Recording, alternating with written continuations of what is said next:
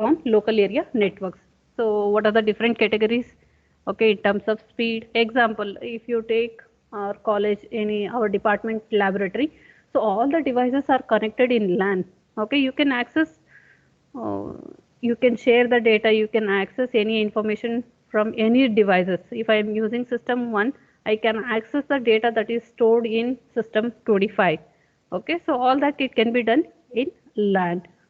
So here the standard LAN we are going to discuss is Ethernet LAN. Okay, so there is a IEEE standard for that. We'll discuss in detail about Ethernet, and this after that we'll move on to wireless LAN.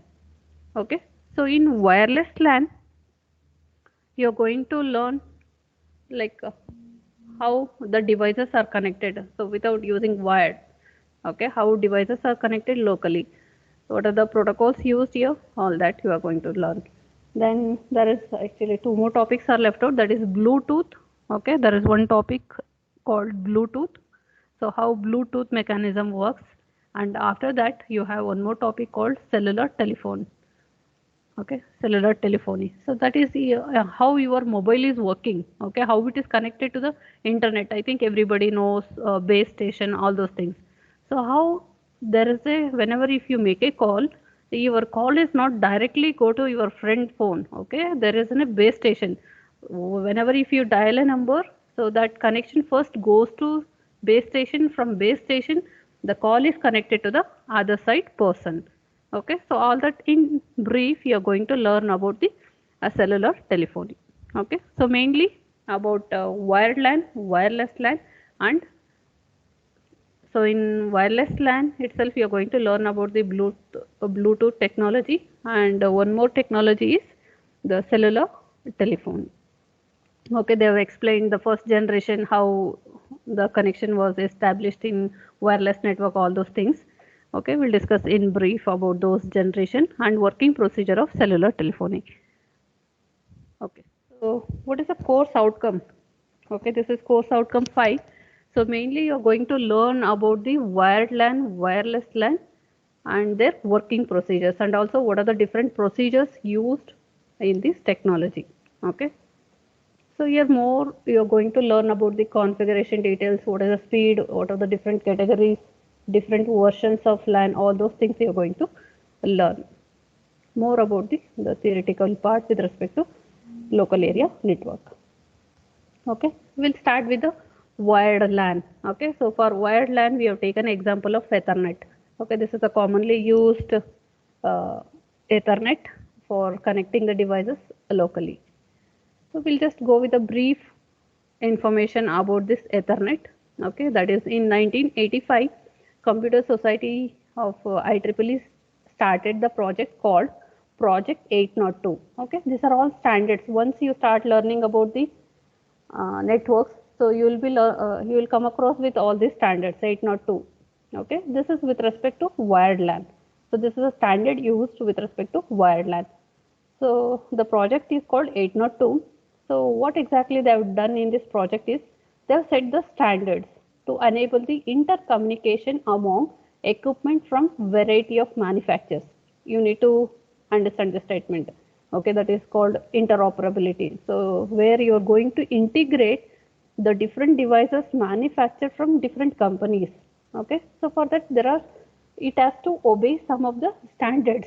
Okay, whenever if it requires to go with the intercommunication among different equipments manufactured by different companies. So it has to follow some set of standards if you are going with the this type of equipment. Then project 802 is a way of specifying function. I told 802, project 802, it is going to set the standards. Whenever if you want to design any equipment or any protocol, so that protocol should obey whatever the standards it is specified in project 802. Okay, so project 802 is a way of specifying functions of physical layer and data link layer of major LAN protocols. Okay, so this project is mainly concentrated on LAN protocols. Okay, that is local area protocols. So we have already discussed that the IEEE has subdivided the data link layer into two sublayers. I think I have already repeatedly told. Just remember this point, that is whatever the data link layer we have discussed now, it is divided into two sublayers. In the previous topic also I have explained. That is, if this is a data link layer, so it is subdivided. Okay, so the first layer it is called as logical link layer. Okay, and the second layer we call it as, we have discussed so many protocols with respect to MAC, accessing the channel, all those things, media access control. Okay, or MAC protocol. In short, we can call it as MAC protocol. Just recall, we have discussed no random access protocol, controlled access protocol, channelization. So these are all the protocol implemented at this layer, sub layer. This is actually a data link layer, and this data link layer is once again subdivided into two. One is logical link layer and media access control layer. Okay, so here IEEE has created several physical layer standards. So physical layer standards for different LAN protocols. You need to understand here physical layer. So for physical layer, whatever the connections or wires you are going to use now, for each of that physical equipment, so IEEE has given a set of standards to be followed for implementing the LAN protocol, and these LAN protocols are implemented at the data link layer. So now Ethernet, the first LAN protocol that was invented is Ethernet. So the original Ethernet was created in 1976. So at Xerox Paul Auto Research Center. Okay, so this is one of the research center where they have designed this Ethernet. Okay, so what are the standards? Like what are the different generations or different versions of Ethernet they have given till today? Okay, the first version we call it as standard Ethernet. Okay, so in each generation only the main difference is in terms of speed. Even that you are already facing now with technology, like each time when you get a new version of mobile, okay, definitely there is a improvement in the performance. Okay, in the same way in the Ethernet, the first one was supporting the speed with 10 Mbps. Okay, so we'll discuss in detail about the standard Ethernet. Okay, so the speed of the standard Ethernet was 10 Mbps. Next, after this, they introduced the second one called fast Ethernet. So the speed of this fast Ethernet was 100 Mbps. It is just in Mbps. Then gigabit Ethernet. So the speed of the Ethernet was 1 Gbps. Then 10 gigabit Ethernet. Okay, so the name itself they have given 10 gigabit Ethernet. Okay, so the name itself indicates the speed of this Ethernet is 10 Gbps. So now whatever we are using Ethernet, it is more speed compared to this 10, more than 10 gigabits per second. Okay, so these are the different versions or the generation of Ethernet. Okay, so how each of these are varying is in terms of the speed. You should be knowing the speed. Okay, so 10, 100, 1 Gbps, 10 Gbps. Now what we are using, that is more than 10 Gbps. Now see, be clear with the topic what I am explaining. I am explaining about the LAN protocols. Okay, so that is, consider, okay, if this is a LAN connection where I can connect all my devices like this. So this LAN can be shared among all different devices, and you can access any of the devices. You can, from this device you can access any data. Okay, so that are connected to the device. Okay, from this device you can access the files or data that is stored using this LAN connection. Okay, and also only the devices that are connected in the LAN, so that can share the data, not other devices. So if that is the case, what is the frame format it is using? Because it has to send the data, no? The frame format we have discussed for other protocols. Similarly, even for Ethernet LAN, it is having its own frame format. Whenever if this node want to send the data, okay, so in that case, what should be the frame format it is going to use? what are the fields are available within that frame format. So that is called as max frame format. Okay, why max frame format it is called? Because it is implemented at the data link layer. Okay, it is implemented at the data link layer. That's why it can be called as max frame format or Ethernet frame format. In the exam, if they ask either max frame format or Ethernet frame format, you should write the same thing. Okay, for both it is same answer. So let me just go to the packet format, the frame format. The Ethernet frame contains 7 fields. See, this is like important most of the time they'll ask this question. Okay, explain Ethernet frame format with need diagram. So you should able to draw this frame format and you have to explain all the 7 fields. What are the 7 fields are available? Preamble, SFD, that is start frame delimiter, then destination address, source address, length or type of protocol, data unit, that is called as PDU, then upper layer data, then CRC. Okay, so these are the 7 fields you need to explain. Ethernet does not provide any mechanism of acknowledging the received message. Okay, whenever if it is sending this a frame format to any of the particular device, here there is no acknowledgement. Okay, there is no acknowledgement shared with respect to the frame is received successfully or it is unsuccessful. There is no replay. So because of that, we can tell this is unreliable media. It is unreliable media. So even if there is loss of data, so will not come to know. Okay. Okay. So what is the frame format, max frame format? You can just observe this diagram. Okay. So this is the max frame format. Just focus on to the field what I am explaining. Very simple. So the first field is preamble. Okay. The first field is preamble and the size is 7 bytes. Okay. The size is 7 bytes. So this preamble, it is having 56 bits of alternating zeros and ones. And what is the purpose of this preamble is mainly used for a synchronization. Okay, mainly used for a synchronization. So you just recall when I was explaining chapter 3, okay, that is line coding.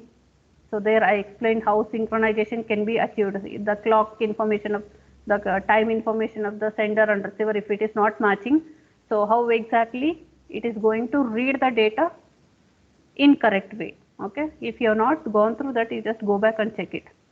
Okay, so for that purpose you are going to use the preamble. Okay, it is 56 bits or 7 bytes. After that you have the second field called SFD, that is called as start frame delimiter.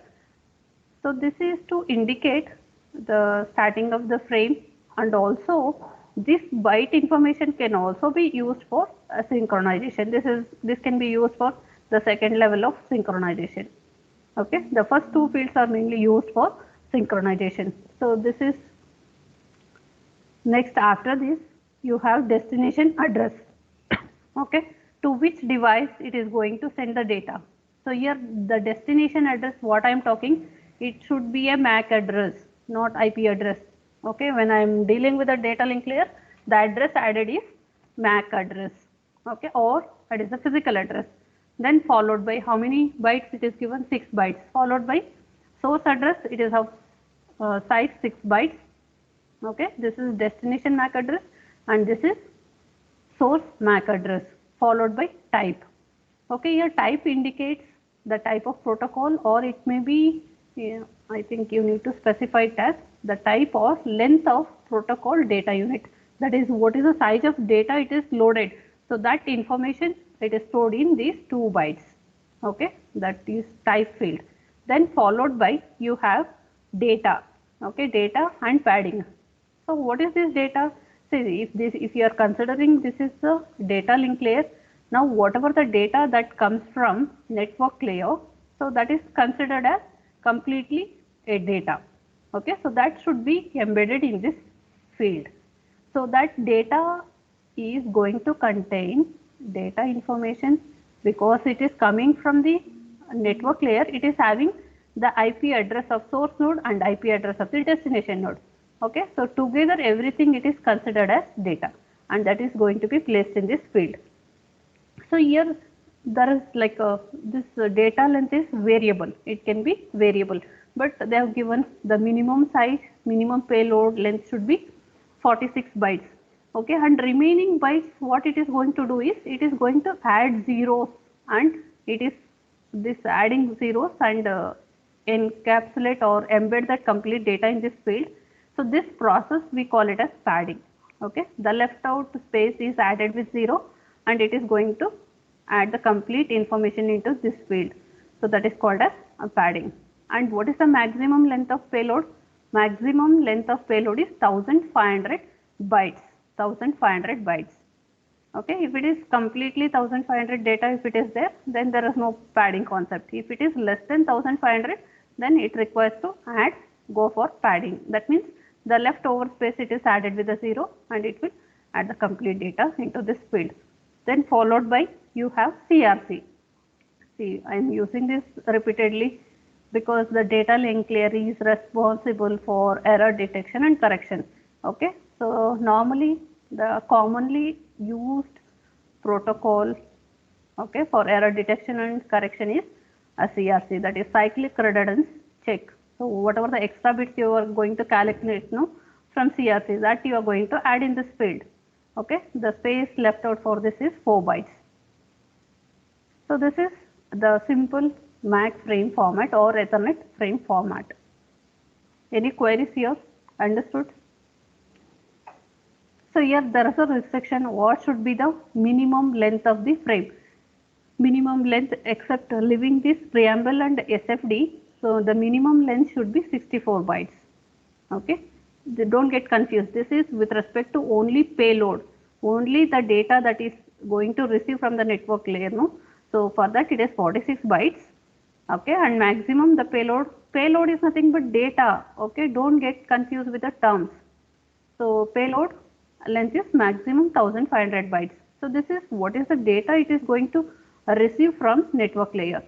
Okay, so now including all these addresses or other fields that is added in the data link layer, the minimum frame length should be 512 bits or it should be 64 bytes.